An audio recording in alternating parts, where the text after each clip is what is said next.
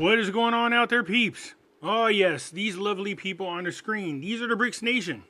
It looks like they're going to go ahead and challenge the US dollar to be the reserve dollar. There's a huge difference between our dollar and the one that they want to create. Theirs is backed by gold. Ever since Putin told the world that he was going to start backing his currency up with gold, I've been a huge fan of that movement. Now we're finding out that the BRICS nations want to move into the gold standard. This, without a doubt, will overthrow the US dollar as the world trade dollar. There's no doubt about it. If you had to choose between investing in a currency that was backed by gold, silver, and other assets versus a currency that says that it is backed by the full faith and promise of your government, wow, which currency would you invest in? Although I'm a fan of them moving back into the gold standard, I'm not a big fan of who these people are in power. We've been told they're the boogeyman now for quite some time. We still want to remain the world's superpower, but we definitely don't want the government that we have established in there now. No more nepotism, no more career politicians, term limits are necessary. Using this SWIFT system as a weapon to destroy the economies of different nations who don't have the ability to fight back against us as bullies is a bad situation. And now it's festered into what's going on here with the BRICS nations who are about to create their own reserve dollar. Now this attempt has happened before and I spoke about it, and we'll go over that here in just a moment. So we're about to get into a video that I want to share with you. A couple of things you might notice about this new channel is I'm placing the videos different categories. So if you like the Iraqi dinar, you can go to all the videos that do the Iraqi dinar. If you like about gold, silver, and crypto, then go there. But there's a new category that I'm creating called a must watch.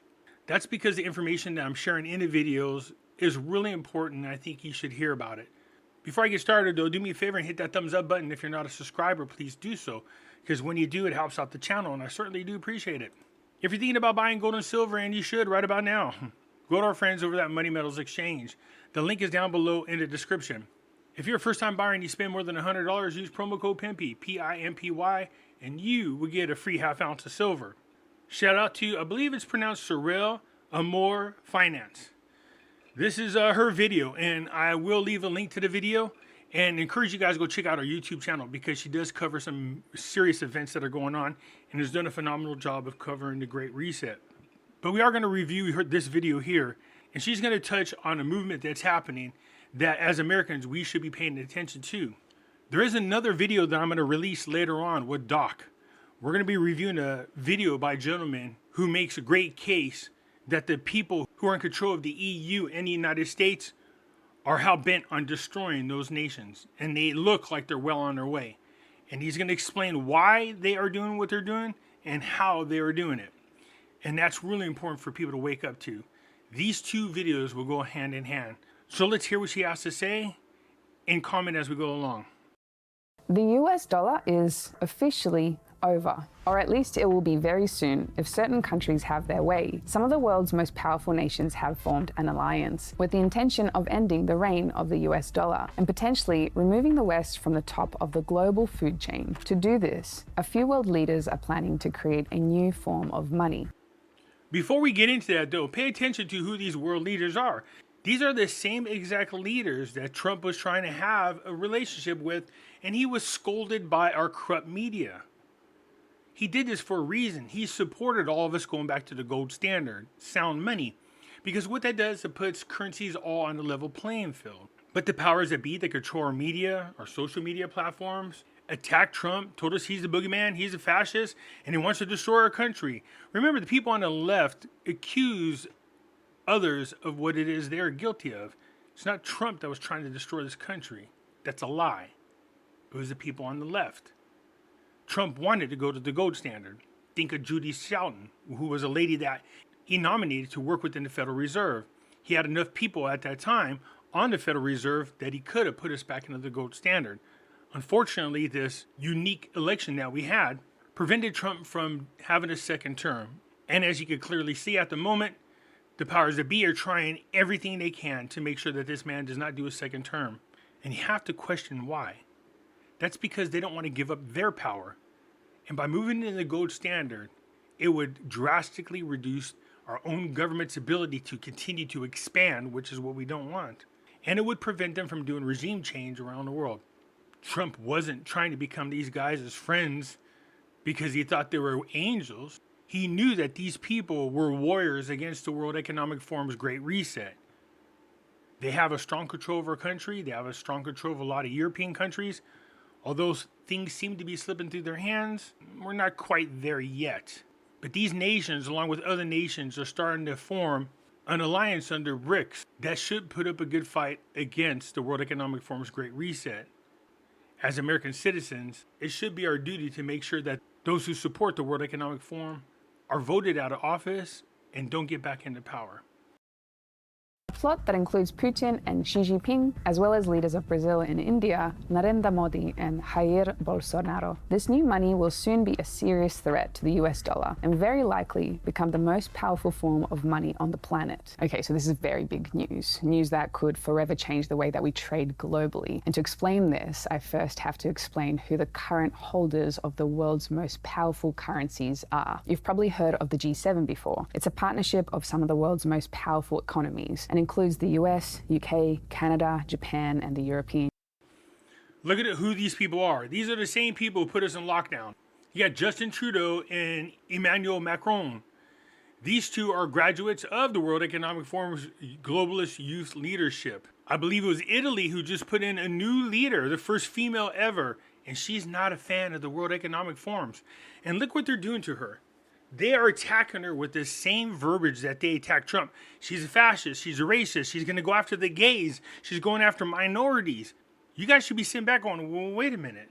Why do you keep attacking people with all the same attacks that you guys went after Trump with? No, these are outsiders who made it into power, who are not supporters of the World Economic Forum, who believe in nationalism. So if you look at the G7, these are all friends of and supporters of the World Economic Forums. Union. It was formerly called the G8, with Russia previously being a member, but went back to being called the G7 in 2014 after Russia's membership was suspended following the annexation of Crimea. The main reason for the G7 existing is to keep the power of the West at the top of the global food chain by strengthening political and economic ties between member nations. I've had people come after me going, Pimpy, do you not care about our country? Don't you want it to be the strongest nation? I do. What I don't want is those who are in power now to remain in power. Our government is corrupt.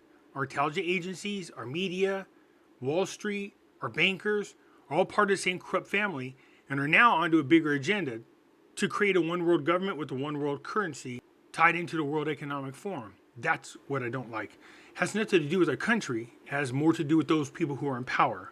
But also to help ensure their money remains the most powerful on the planet. Of the 6 most powerful traded currencies in the world, 5 of those are G7 nation currencies, with the mighty US dollar sitting at the top of the pile. For the most part, the G7 wants the US dollar to remain the most powerful currency on the planet, because if the US dollar stays on top, it helps keep other G7 currencies there as well, which also maintains dominance for the West as a whole. But the stranglehold the G7 has over the economic state of our world could be about to change, and it has everything to do with BRICS. No, not these kind of BRICS, but this BRICS, B-R-I-C-S. BRICS stands for Brazil, Russia, India, China, and South Africa.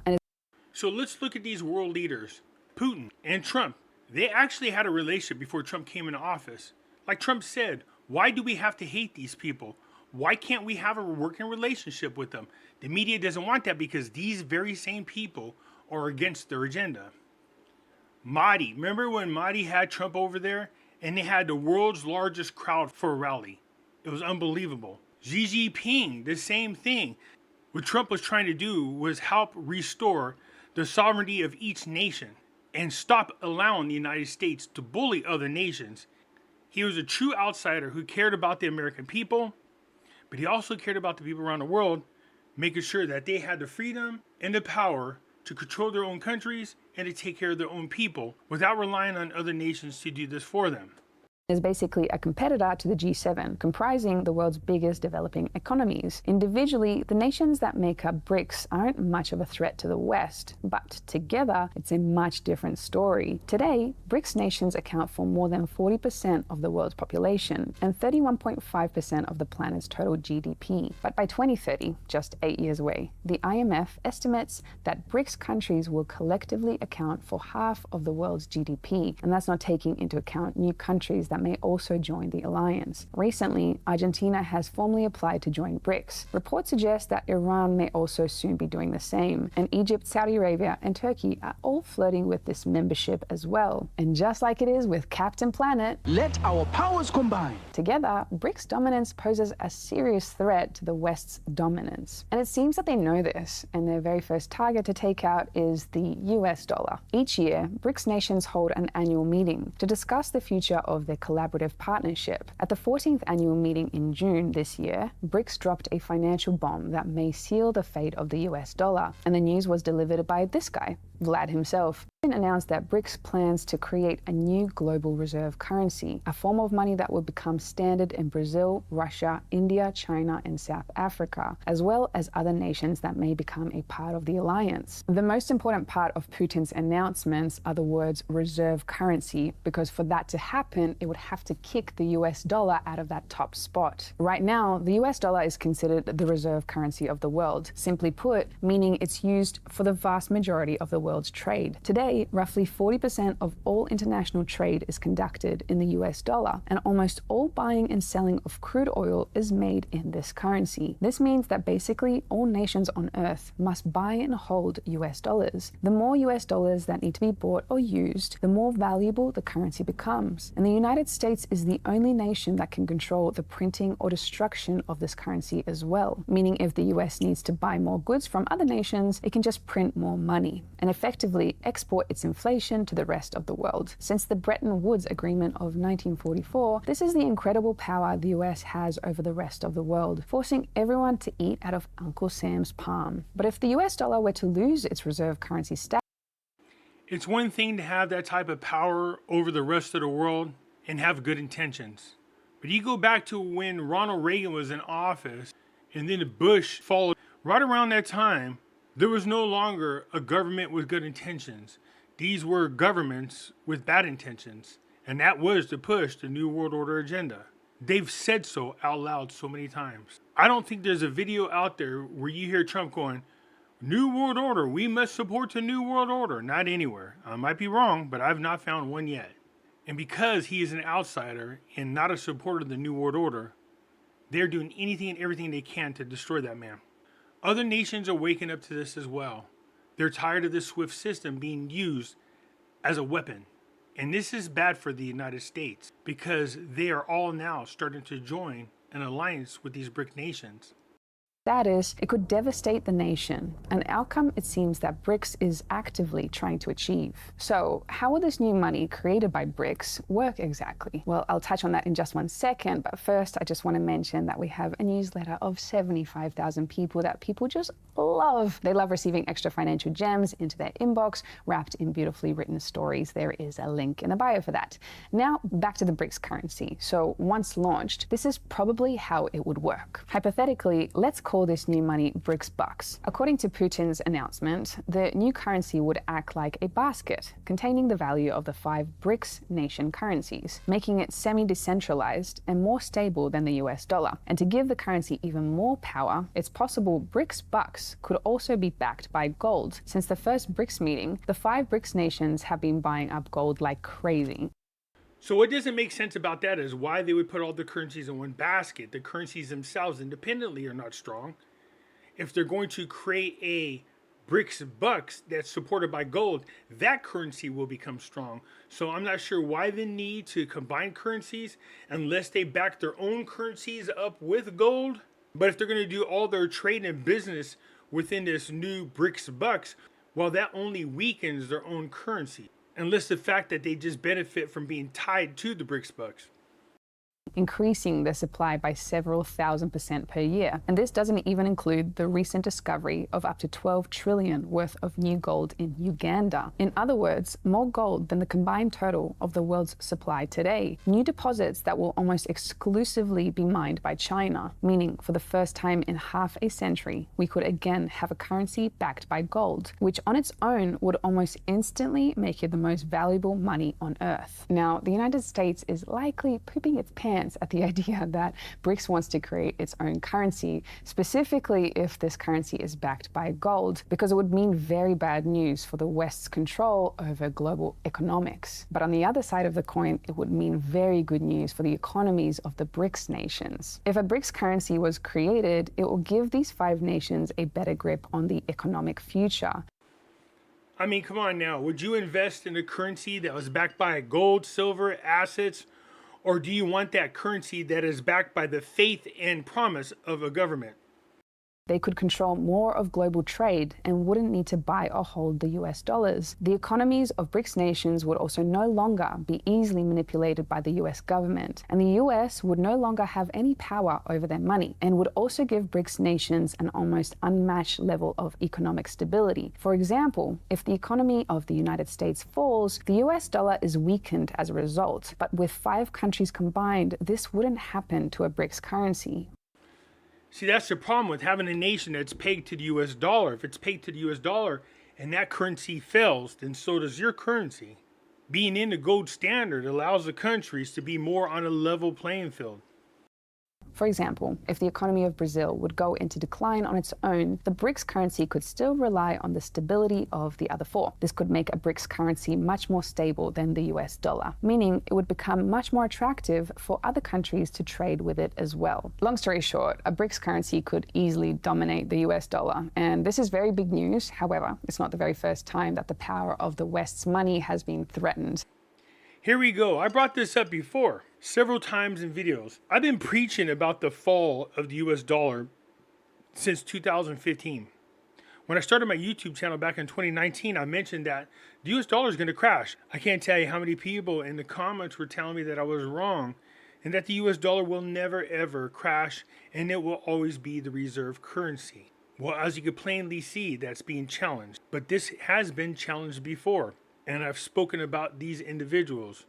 Other time actually wasn't so long ago in human memory. On the 19th of March 2011, a NATO-led coalition staged an intervention in Libya. The force was made up of several nations, but primarily was led by France and the US. According to the UN Security Council, the mission was a humanitarian one, designed to prevent another civil war breaking out in Libya, and to end alleged crimes against humanity being perpetrated by Libya's leader, Muammar Gaddafi. However, there might have been other reasons for the invasion of Libya, and as you might expect, it has everything to do with money and power. Prior to the invasion of Libya, there were rumors Gaddafi had plans to unite Africa, and according to unclassified emails released via the US State Department, he aimed to do this by creating a new African currency, a currency backed by gold called the African dinar.